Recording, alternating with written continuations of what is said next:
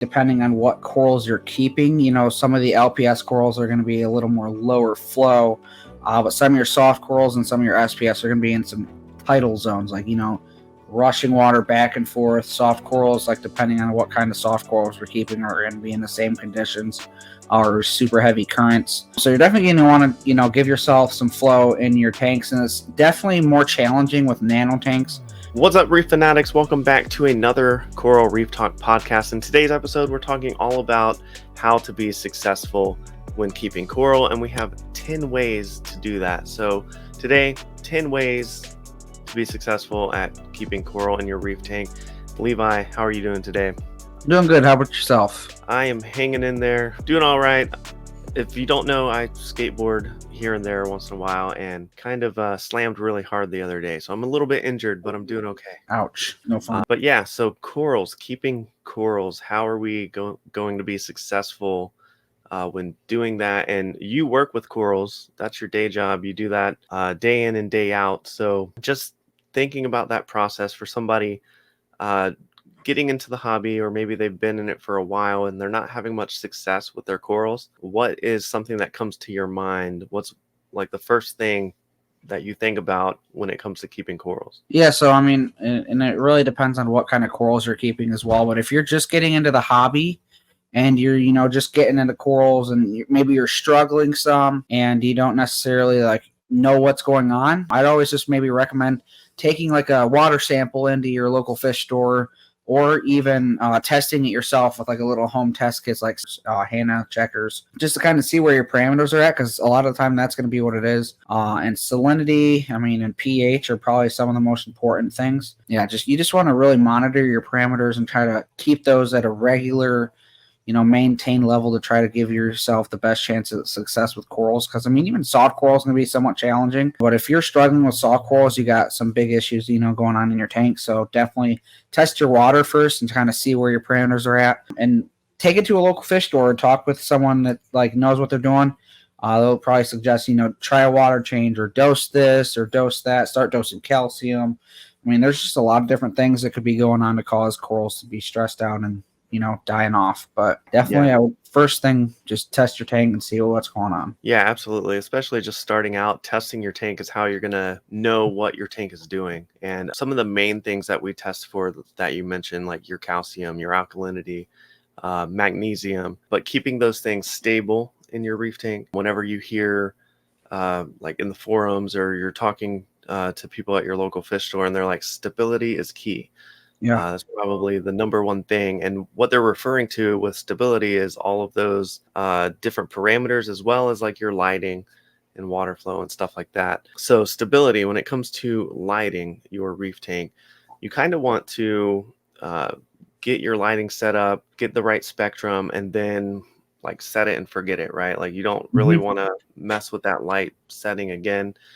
Maybe you do par samples depending on like what corals you're keeping. You're going to check the different par intensities in your tank and make sure they're set right. And then you pretty much don't have to mess with that light. Just put it on a schedule and you're good to go. Yeah, consistency definitely helps with corals. Like if you are like just flipping on your light and flicking it off whenever you feel like it, I don't think that's the proper way, to like keep corals successfully and grow them properly. I'm sure you can do it that way, but I'm always like a fan of, just like having it slowly ramp up in the morning and just kind of taper off in the evening, just because that's what they do in nature. Like that's what happens. You have a sunrise, a sunset.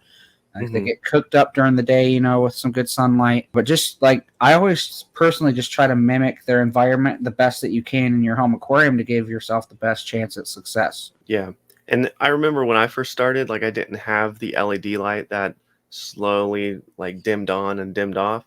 It was just T5 bulbs, and that's fine because you're talking about consistency. So it's either on or off. So as long as they're coming on at the same time, going off, like you're keeping that consistent schedule, then your corals are going to like that. And that's one way to be successful.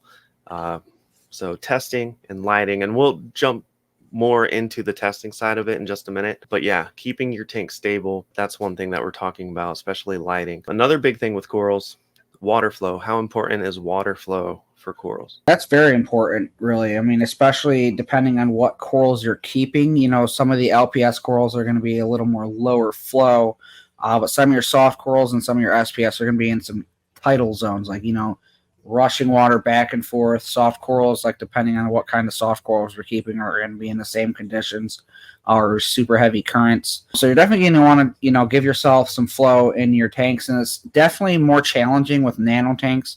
And I know this from personal experience, just trying to find certain things to be able to give you that amount of flow. Because I always feel like when I have a nano system, it's hard to just get that right amount of flow. You either got too much because the equipment's too strong or the equipment's too weak, and it's, just not giving yourself to the level that you need. But yeah, flow is definitely important. Keeping like detritus from settling on your corals, and also just making your corals move like they would in the wild, just to keep them healthy and opened up. So yeah, and water flow, it helps bring food to the coral, right? It helps the coral capture that food. It helps them get rid of waste as well. It helps with coral respiration, photosynthesis. So it's super important. Without getting like too like nerdy or down the rabbit trail, water flow helps bring corals food, helps them capture it, helps them remove, helps get rid of waste in your aquarium, like you're talking about, things settling, detritus, and it helps get rid of dead spots. absolutely. So dead spots in your aquarium, they're just areas in your tank where water's not flowing as much. It's like a stagnant area in your tank. That's where nuisance algae can grow. That's where things can settle in your tank, and it's just overall not good because you want things suspended in your tank like you're talking about. Our next point is feeding your corals, right? So if water flow is so important that it's moving the food through your aquarium so your corals can grab it, how important is feeding your corals then? Because you hear that corals are photosynthetics.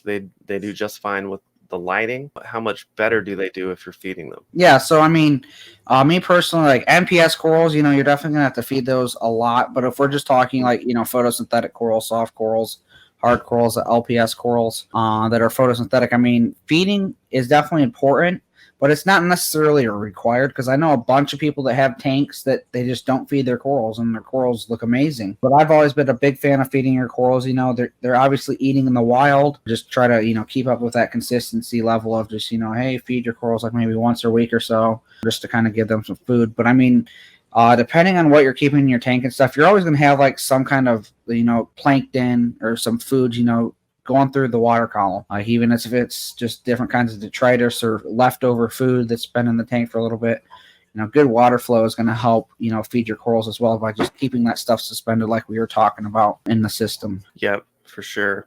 And now a big thing that comes up when talking about keeping coral is different parameter swings in your tank. One main one is like alkalinity. Yeah. So when looking at alkalinity or testing that, what kind of number should someone first starting out, what number are they shooting for, or what range of numbers should they be in? Yeah, so I mean, it can definitely range. I know some people that have like hard corals and they try to keep their alkalinity a little higher. And I also know some people, that try to aim for like, 7 to 8, 8.3, right in that range. So it all, like, there's different preferences, but you got to understand, like, your alkalinity levels are going to affect how much calcium is being absorbed by your corals, and all the other, like, they all play in with each other. So you just got to be really, careful and try to monitor those levels the best that you can. Right. Yeah. And then there's some that dose Kalkwasser and bring up the pH, which affects your alkalinity as well. And then the alkalinity kind of mellows out, can be at a higher level too. So it's, again, depends on what you're keeping in your tank, like what your goals are for your aquarium. Like if you're keeping more of the calcium carbonate, the hard corals, like the LPS corals or SPS corals even, you're probably shooting for a range between like 8 and 9, somewhere in there. Yeah, definitely. And then that brings us to stable calcium and magnesium. So what are we looking at with calcium and magnesium? Because like you said, they all play a part. Calcium, alkalinity, magnesium, there's a relationship there between what's happening. Yeah. So your calcium and magnesium, I totally try to aim for like, the 400 to 450 range with calcium. And you can have a little bit of a buffer zone, but you don't want to creep too much further than, 450 to 500, because you're going to, start to have issues in your tank as far as like calcium just kind of like practically falling from the sky in your system. I've had that happen before on some systems where your calcium gets up to like 600 and it's practically snowing in the reef. You do not want that to happen. But yeah, so I always aim, for 400 to 450, right in that range. Magnesium, a little lower, like 1200. Some people keep it at like 1400. I mean, it really depends, like I said, on just kind of what you're keeping. But if you're keeping like SPS and stuff, you're going to have to, be dosing more calcium to keep those levels at that level, because your corals are going to be absorbing a lot more. And even with soft corals, the corals are still absorbing calcium. Like they're absorbing calcium, all the alkalinity and such. The corals are still absorbing that. So you still got to monitor those levels. Like you can't just have a softy tank and just expect everything to be fine forever without, dosing something, because the corals, no matter what, they're still going to be absorbing some. Yeah, absolutely. And in the beginning of having a reef tank, when talking about dosing, like dosing these elements to the water, when do you know? Like a question I get often is, how do I know when to start dosing? And that's pretty much knowing what your parameters are, right? Like finding the trend and then seeing when like your calcium alkalinity starts to change, that your corals are absorbing that, and then you can dose more. Yep. Yeah. Just like I said earlier, just kind of, check on your parameters, check your parameters maybe once a week or something, just to start. And, I test more than that personally, but if you don't have too much time on your hands and stuff, maybe try every Friday, like test your tanks, see what they're at, just to kind of give you a gauge of where things are slowly going. And I know a lot of people, and myself included, that use like little apps and stuff to help track. Like even if you don't have an Apex system or something, there's apps you can use, to punch in some numbers, and it gives you like a graph, so you can kind of see where you're at, and like what if you're dosing, or if what you're dosing is enough. It just kind of gives you that gauge, to kind of figure out what you need to do and what to dose and how to dose it and how much to dose. Yeah, the graphs are really helpful because you can really see that trend line of if things are escalating too quickly, too much, or the rise and fall. Absolutely. But yeah, so one big thing that is a huge conversation, huge topic all across the internet is pH. How to maintain pH, what's the proper pH level, how high of a pH is too high, all of those different things. But I mean, when I first started, when I was learning all of this stuff, my tank would drop to 7.8 in the evening, and it would be around 8.0 during the day. And that's perfectly fine. A tank can survive with that 7.8 or like a low 8 number. But it's really been pretty much recommended you want that 8.3, right? How important is that 8.3 or above number? Yeah, so it's definitely important, I would say, and I think that's definitely, especially recently, with a lot of research that's being done and just kind of trends that have been going on, pH is definitely one of the more important parameters in your system. And that's simply because, the pH is going to affect how your corals look and the acidity of your water. You just kind of want to keep that, I try to not fall below 8 if I can. I mean, it's hard because, certain systems are different, and there's a lot of factors, that actually factor into pH. You're going to have like your photosynthesis that helps raise your pH. So when your lights are on and your corals and algae are photosynthesizing, that's going to help raise your pH.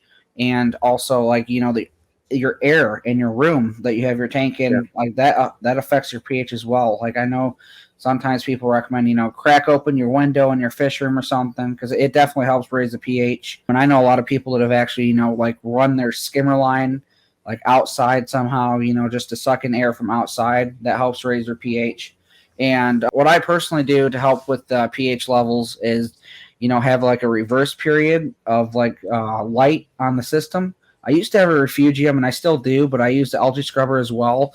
And I have the algae scrubber light kick on in the evening when the lights go out. So you still have, photosynthesis going on where it's keeping your pH more stable. And most of the time my system sits during the day at like 8.2 to 8.3 in the Caribbean Reef. And it drops, to about 8 and sometimes 7, 9. But it doesn't fall much below that with the algae scrubber. But I definitely notice with the, this tank right behind me here, the NPS tank, the pH definitely drops a little bit more and it stays a little lower, because there's not much light on it. So I'm trying to figure out a way to, maybe incorporate a scrubber into that system just to try to help keep the pH on and probably have the light on most of the day. But there's other ways you can do that as well. The water flow is probably one of the biggest things, that helps keep the pH up in this system. Right now it's probably at about 8. It usually sits at about 8. I'd like to get it a little higher than that, but it's definitely a struggle, without much photosynthesis going on in the system. But yeah, pH is definitely really important.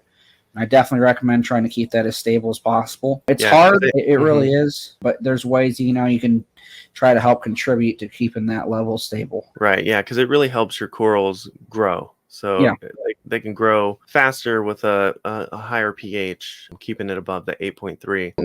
Yeah, that water flow that you were mentioning, also like that surface agitation, is going to help gas exchange. So it's Yep. going to get that CO2 out of there, because the more CO2 Absolutely. you have, it's going to drop that pH.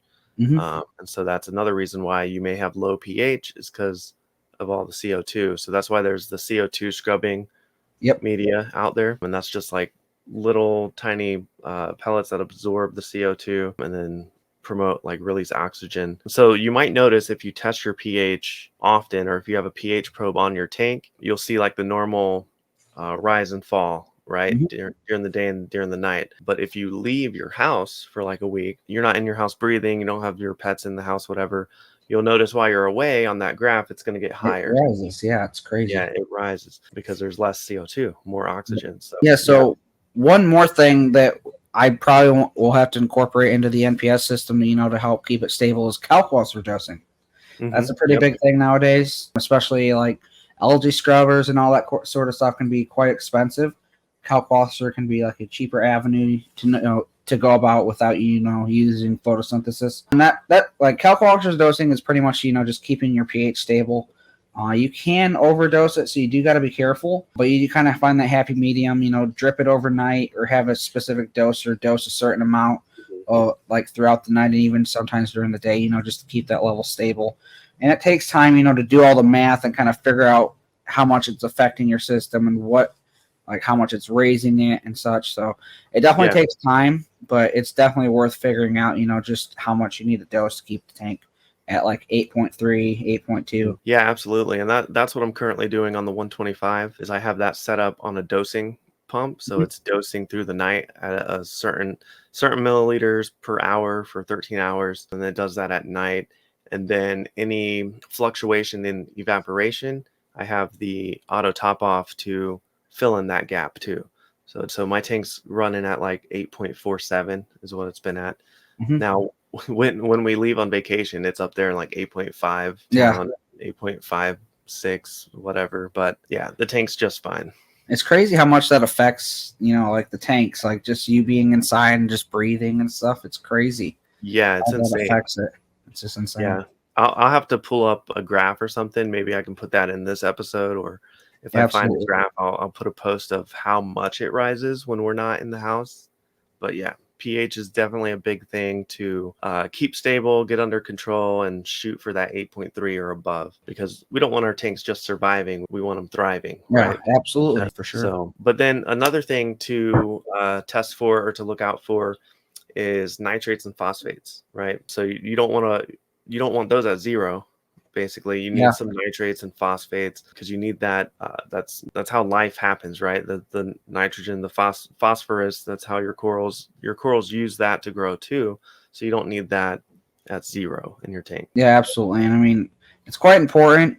The nitrogen cycle, how it works. You start out with like some ammonia, works its way to nitrite, and then you get your nitrates towards like at the end of the cycle. And usually over time, your nitrates will slowly build in your system because there's not really much of anything removing them. I mean, you can use like algae scrubbers, water changes, obviously, but even with like your refugiums and your algae scrubbers, you're still going to probably end up having to do water changes because your nitrates are still going to build faster than what most of those can remove them. But I know quite a bit of people, myself included, that do pretty well with like the algae scrubber and stuff. It keeps the nutrients really low. But I do feed quite heavily, so it does slowly build up, but not as fast as like what it would like if like a normal person was feeding normal amounts of food, Right. But yeah, I mean, those can definitely help, maintain those a little longer. But in the long run, you're going to pretty much end up doing water changes, to replenish your levels and just your water quality. And then as far as phosphate, the same thing pretty much. Just you want to try to keep that as more on the super low end, because too much can definitely be detrimental to like algae levels, like breaking out in your tank and just all over your glass and algae blooms. And I mean, it can create pretty much chaos. It can just cause issues and just, your brain spinning like, man, I can't do this anymore. So yeah, algae scrubbers, refugiums, water changes. I mean, that all helps, keep those levels down. Just like I said, maybe test your tank once a week. Just kind of see where it's going and watch your levels trend up or trend down. I mean, there's ways to remove nutrients without doing water changes, but it always still comes back to it's time for a water change, because you'll start to notice your corals, Yeah. looking a little off. And one thing I like about water changes is you always notice a big difference. Like as soon as you do a water change, the tank just looks amazing right after. Corals fluff up bigger, Yeah. and like your fish look a little happier. Like it's just like a refreshment, like just refreshing the tank. Yeah, and so I definitely recommend, if you're brand new to the hobby and you just set up your first tank, you're adding corals to the tank and you're testing these parameters, definitely keep on the water change schedule, definitely in the beginning, because that's going to help you learn what is going on in your tank a little bit more. Now, if you miss a week, that's fine, but I mean, be consistent with it. The more consistent you are with testing, with water changes, with all of these things that we're talking about, you're definitely going to have huge success. Absolutely. Keeping a reef tank. But yeah, removing contaminants and stuff from your reef tank using water changes like you're talking about. You can use carbon too, that can absorb some things. But yeah, all of those things will help you become a more successful reef keeper. And that's one of the goals that we have here at the Coral Reef Talk, is to help you become a more successful reef keeper. If you're liking this podcast, go ahead and leave a comment down below and let us know maybe what you're struggling with, what you need help with, and we'll definitely jump in there and help you out. But Levi, do you know about our sponsor, Printed Reef? Yes, I do. Printed Reef makes incredible 3D printed products out of 100% reef safe PETG plastic, like this right here. This is a bristle worm trap. You can put that in there to help attract bristle worms to it. You can get those things out of your tank if you want to, or if you have some scalemia, some scullies, you got a scully stand right here. Awesome. So they just make awesome, unique products. I mean, what do you think about Printed Reef? Yeah, Printed Reef is pretty amazing. I got a couple other products I use, especially like for like the gorgonians. Like I like to stick them in the sand or mount them on rocks. But they have certain mounts where you can just mount it to it, and it helps hold it up in the sand. And I mean, I love them. They have a lot of different products too, and they're amazing. Yeah, so head on over to printedreef.com, and if you're a subscriber to the Coral Reef Talk, you can save 10% at printedreef.com/thecoralreeftalk. Just use the code TheCoralReefTalk at checkout. So pretty awesome. Now, Levi, we talked in one episode, we talked about Fiji corals, right? Yes. And you wanted to share something today about Fiji corals. Yeah. So at my work, we got our first Fiji coral shipment. I was pretty excited to see how they came in. It came in a little rough, but that always happens with certain shipments. You get a rough shipment. So there's a little bit of dead, but other than that, a lot of the corals look pretty good. Fiji's different, you don't get all the corals you'd think of. You get some nice acros, some really unique calastria like the trumpets, but they're also really known for their yellow Fiji leathers.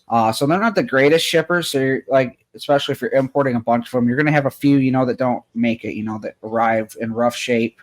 Yeah. And as you know, toadstools and leathers in general are dirty. Like they're just like, you stick them in the bag for, you think like 2 days, like you're going to have some that, that just don't make it, like that crap out and just release toxins and stuff into the water. But yeah, I mean, it arrived pretty well. We had some yellow Fiji leathers that are really cool.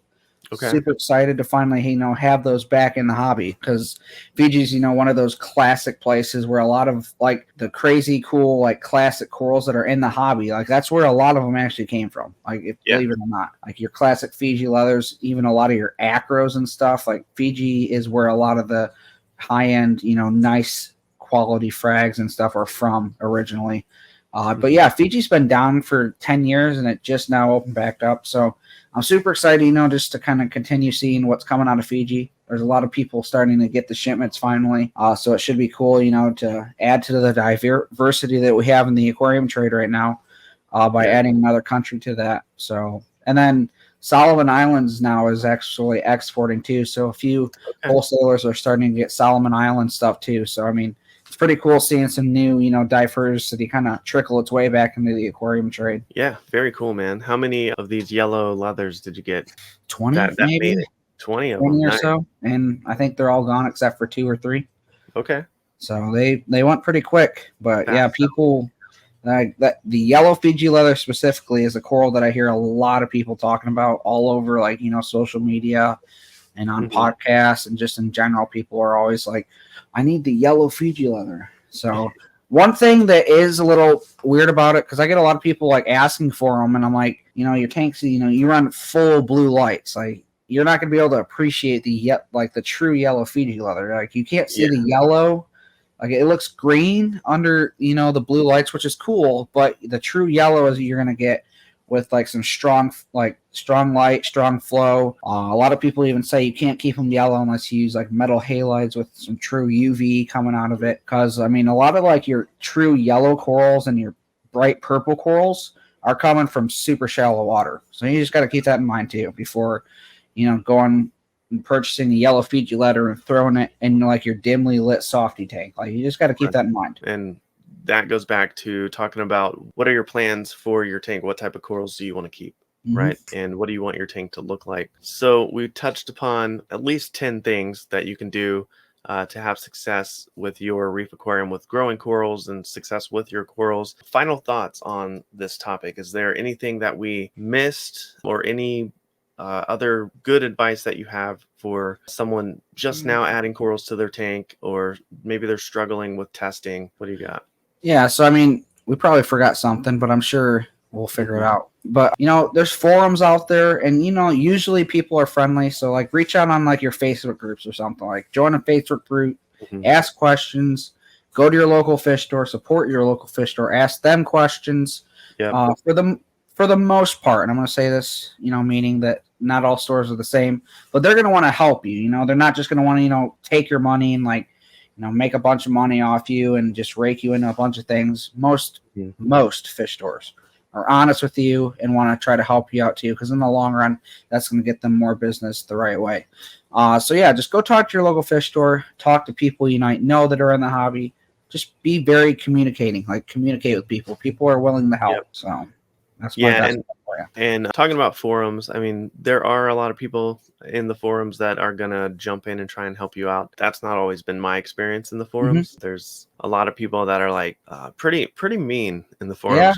Just to get that out there. That too. Yeah, like you just ask a simple question and they're like, what are you doing? How do you not know this? This is how you do this. Like, yeah. But that's not how it is here. So if you do have those questions, you can always ask us, and we will. If we don't have a direct answer, we'll point you somewhere to get you that answer, or we'll help you solve the problem ourselves. But yeah, some of the big takeaways. Water flow is extremely important for gas exchange in your reef tank, for delivering food to your corals. So that's extremely important. Lighting, if you're keeping the photosynthetic corals, that's extremely important as well. You don't necessarily have to go out and get a par meter or anything, because I know those can be expensive. Even if you're trying to rent one of those, they can be expensive. So if you're just starting, you don't necessarily have to do the whole par thing. You can kind of go off of the presets of some of these LED lights, or just look at your corals. If your corals are out and they're happy, they're loving the light and the water flow that you have. That's one thing I should have mentioned. Like, like your tank, it'll communicate with you too. Yeah. Like, even if you're not testing as often as you should or something, like the way your corals look is going to tell you if something's wrong or right. If your parameters are like slightly elevated in a certain way and your corals still look great, like don't panic. Your corals are enjoying it obviously and they're doing good. So, but if your corals start to look a little off, that's when you're like, okay, like something's up, like let's test, let's figure this out. Like, so yeah, that definitely helps. Yeah. And that's another reason why there's a range of numbers, right? Like all of our tanks are a little bit different. And so you're shooting for maybe close to these numbers, but maybe your tank's not going to sit at 9 DKH. Maybe it's going to be at 8, but all your corals look great. So yeah, your corals will tell you what they like. So, and you'll learn that over time. So just as an encouragement to you, if you're brand new to the hobby, there's a ton of stuff to learn. So always be a student. Absolutely. Something that I like to say, there's always something to learn. There's always something to improve on. There's always something that is going to benefit your tank, but always be a student, always be willing to learn, ask questions, and then that will drastically increase your success in keeping a coral reef tank. I agree. For sure. So if you've enjoyed this episode, go ahead and let us know by clicking that like button. Leave us a comment down below. What was your favorite part? And as always, thank you so much for watching. Don't forget to hit that subscribe button, and we'll see you in the next episode. See you guys.